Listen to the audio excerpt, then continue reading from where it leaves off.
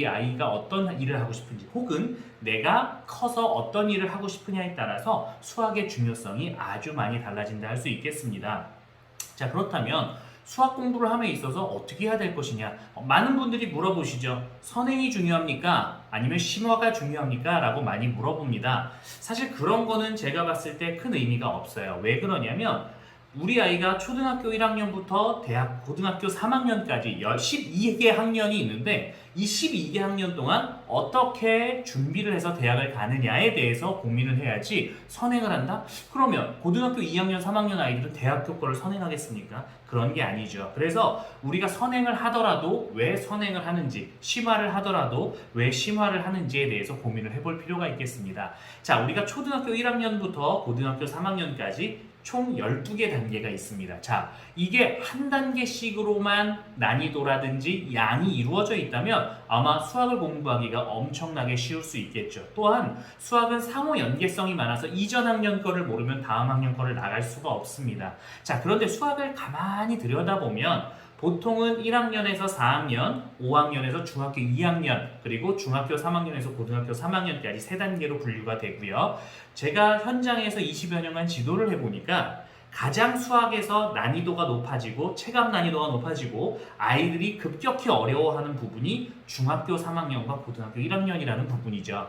자, 그럼 고2, 고3은 쉽냐? 그렇진 않습니다. 당연히 어려운데 아이들이 느끼기에 중3과 고2를 가장 힘들어하고 그때 수포자가 너무나 많이 나온다라는 거죠. 자, 그러면 이 안에서 결론을 낼 수 있습니다. 뭐냐면 우리 아이가 중3이나 고등학교 1학년에서 위기가 올 것 같다면 그 시절을 어떻게 잘 현명하게 지혜롭게 보낼 수 있느냐가 수학 공부를 선행이냐 심하냐에 따라서 내용을 판가름할 수 있다라는 거죠. 또 한 가지는 우리가 한 번쯤은 그 막다른 골목에서 고민을 할 때가 있는데 우리 아이가 일반 고등학교를 진학할 것이냐 아니면 특수목적고, 특목고에 갈 것이냐에 따라 나눠질 수가 있습니다. 자, 그런 분기점 속에서 그러면 좀 심화에 포커스를 맞출 것이냐 아니면 선행을 할 것이냐를 고민을 해볼 필요가 있겠죠. 저는 개인적으로 생각하기에 특목고를 간다라고 한다면 약간 심화를 위시한 학습을 좀 추천을 하고 싶고요. 일반 고등학교를 간다라고 하면 어차피 중학교 성적이 고등학교를 탈락할 정도로 뭐 바닥이 아니라면 고등학교 거를 여러 번 반복을 해서 훨씬 더 익숙하게 만드는 게 훨씬 더 좋은 방법이 아닐까라는 생각을 해보게 됩니다. 자, 그리고 지도를 하다 보면 많은 분들이 물어보시죠. 수학 공부 어떻게 해야 잘할 수 있습니까? 라고 물어봅니다. 그럼 대부분의 선생님들은 쉽게 얘기하죠. 개념 정리 잘 하시고요. 그 다음에 유형 문제를 많이 풀어보시면 됩니다. 라고 이야기를 합니다. 자, 그럼 제가 한번 더 되물어 보겠습니다. 개념 정리는 어떻게 해야 되는 거죠? 라고 물어보면 과연 그것에 대해서 잘 대답해 주실 수 있는 분이 얼마나 있을까라는 생각이 들게 됩니다. 제가 수학을 복수 전공을 하면서 많이 충격을 받았던 부분이 그 전까지 저는 이과를 나와서 화학공학과를 진학을 할 때까지 그냥 단순히 수학은 열심히 정확하게 잘 풀면 된다라고 생각을 했습니다. 하지만 수학이 정말 생각을 많이 해야 되는 학문이고 암기해야 될 게 너무나 많다라는 걸 수학과를 들어가서야 알게 됐습니다. 자, 저도 이제 다시 한번 제안을 하고 싶습니다. 개념 정리라는 거 어떻게 할 것이냐. 자, 너무나 많은 학생들이 수학은 암기 과목이 아니다라고 이야기를 합니다. 그렇죠. 암기 과목이 아니다라고 볼 수 있습니다. 자, 그렇다면 암기 과목이 아니라는 건 암기가 없다라는 얘기가 아니겠죠. 암기 과목은 100% 암기를 기반으로 학문이 정해져 있느냐, 문제 대응을 기울 수 있느냐라는 부분인 거고요. 우리가 이야기하는 수학은 한 60%, 70% 암기를 기반으로 해서 나머지 30%를 유형 정리 또는 어떤 응용에 이용하는 학문이라고 볼 수 있습니다. 다시 얘기하면 앞에 있는 60, 70%의 암기가 엄청나게 중요함에도 그것을 잊어버리고 뒤에 있는 30, 40%의 응용에만 포커스를 맞추고 있는 것이 안타깝게도 아이들이 수학을 너무나 힘들어하는 이유가 되겠죠. 아이들한테 첫 시간에 제가 질문을 합니다. 자, 방정식이 뭐야? 라고 질문을 하면 x? x 있는 식? 뭐지? 0? 0? 이렇게 대답하는 경우가 너무 많죠. 그게 아니라 x 값에 따라서 그 값이 참이 되기도 하고 거짓이 되는, 즉 정해져 있는 x값을 구하는 문제가 방정식이다 라고 명확한 정의가 필요합니다. 자, 정의를 통해서 나온 게 정리 혹은 공식이라고 얘기하죠. 사람들이 생각하기에 공식만 잘 외우면 된다라고 생각합니다. 자, 우리나라에서 수학을 공부한 사람 치고 공식 안 외우신 분 있을까요? 자, 그게 가장 큰 문제는 그 약속이 무엇인지, 정의가 무엇인지를 알고 나서 파생되는 것을 같이 외웠어야 되는데 뒷부분만 외웠다라는 거죠. 자, 개념 정리를 함에 있어 제일 중요한 건 암기입니다. 방정식이 뭔지, 무리수가 뭔지, 유리수가 뭔지에 대해서 알아야 합니다. 자, 그래서 저는 제안을 하고 싶습니다. 암기 명확하게 시키셔야 되고요. 그리고 나서 그 암기가 되어 있는 내용을 기반으로 그 목차를 이용해서 소단원을 본 후에 그 뒤에 파생되는 식들을 스스로 어느 정도는 쓸 수 있어야 합니다. 자, 목차만 보고 이 책의 구성이 어느 정도 되어 있겠다라고 큰 틀에 큰 산을 그리는 것이 개념 정리라 볼 수 있습니다. 자, 그런데 그거에 대해서 이야기해 주시는 분들이 없죠. 그럼 방정식 열심히 푸는 거에 포커스를 맞추고 함수 열심히 푸는 거에 포커스를 맞춥니다. 자, 우리가 보고자 하는 그 책이 있으면 뭐 중학교 1학년 1학기다, 2학기다, 아니면 뭐 고등학교 수학 상이다 라고 하면 그 단원이 어떻게 이루어져 있고 그 단원 속에 어떤 소단원들이 있는지에쯤은 머릿속에 딱 박혀 있어야 그게 개념 정리의 기본 부분이 되어 있다라고 볼 수가 있겠습니다. 그걸 기반으로 한 후에 살을 더 많이 붙이고 핵심적인 문제를 풀고 다양한 응용 문제를 푸는 패턴으로 넘어가셔야 수학을 공부함에 있어서 큰 어려움 없이 공부를 할 수 있습니다.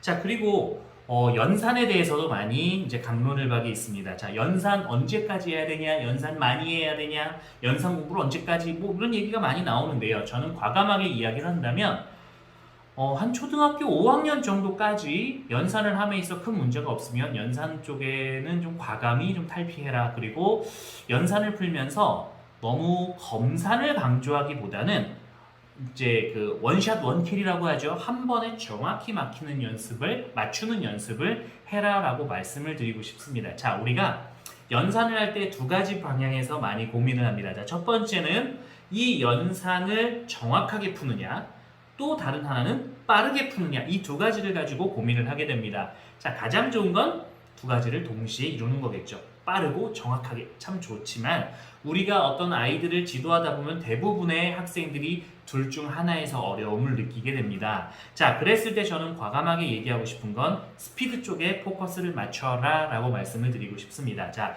초등학교 1학년부터 4학년까지는 아직 수적 체계가 완성이 되어 있지 않기 때문에 둘 다 어려움을 느낄 수가 있겠지만 5학년 이후부터는 좀 스피드에 관건을 두기를, 좀 방점을 두기를 말씀을 드리고 싶습니다. 왜냐하면 정확성은 나이가 들면서 그리고 경험이 쌓이면서부터 어느 정도는 충분히 감당이 되어지기 시작합니다.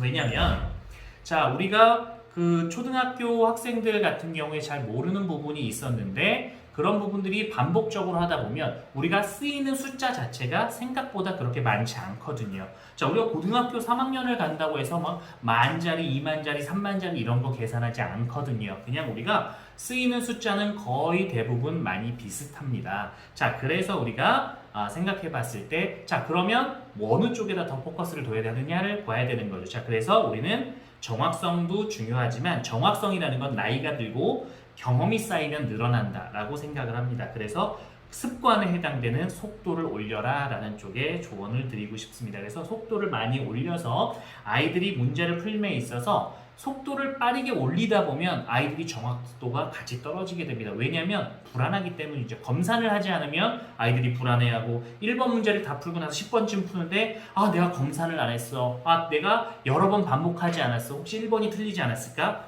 사실 10번쯤 넘어갔으면 우리가 10번 문제에 집중을 해야 되는데 대부분의 학생들이 1번 때문에 자꾸 뒤통수가 간질거려서 나가지 못한다라는 그런 아쉬움이 있습니다. 그래서 저는 5학년 이후부터는 좀 스피드 쪽에 관건을 두고 푸시는 게 좋겠다라는 방법을 말씀을 드리고 싶습니다. 자, 아까 서두에 말씀드렸던 선행이라는 부분, 자, 저는 추천을 드리고 싶은 건 아이들 중3, 고1 부분에 있어서 많은 반복을 하셔라 라고 말씀을 드리고 싶습니다.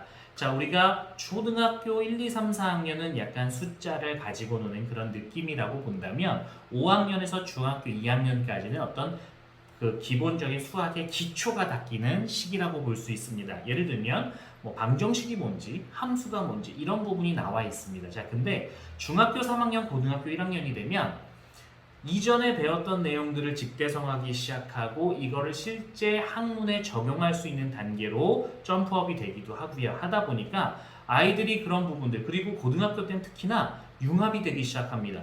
중학교 때는 방정식 따로, 부등식 따로, 함수 따로 공부를 했다면 고등학교가 되면 함수와 부등식과 뭐 방정식이 판별식 D라는 매개를 이용해서 하나로 합쳐지기 시작하죠. 자, 이런 거 하나로 합칠 때 잘 아는 방법은 옛날 과거의 내용을 잘 아는 수밖에 없겠죠. 개념 정의가 명확해야 되고요. 그리고 이런 부분을 했을 때 이미 이런 거를 좀 남들보다 일찍 접하게 되면 현재 배우게 되는 학교에서 배우거나 학교에서 시험 준비를 하는 데 있어서 훨씬 더 어떤 가치를 두고 어떤 목표를 두고 공부를 하는데 좀 더 도움이 되지 않을까라는 생각을 하게 됩니다. 그래서 고등학교 그 수학의 전반적인 가장 중요한 포인트는 중3과 고1이 아닐까라고 이제 대학 입시를 지도하는 입장에서는 말씀을 드렸습니다.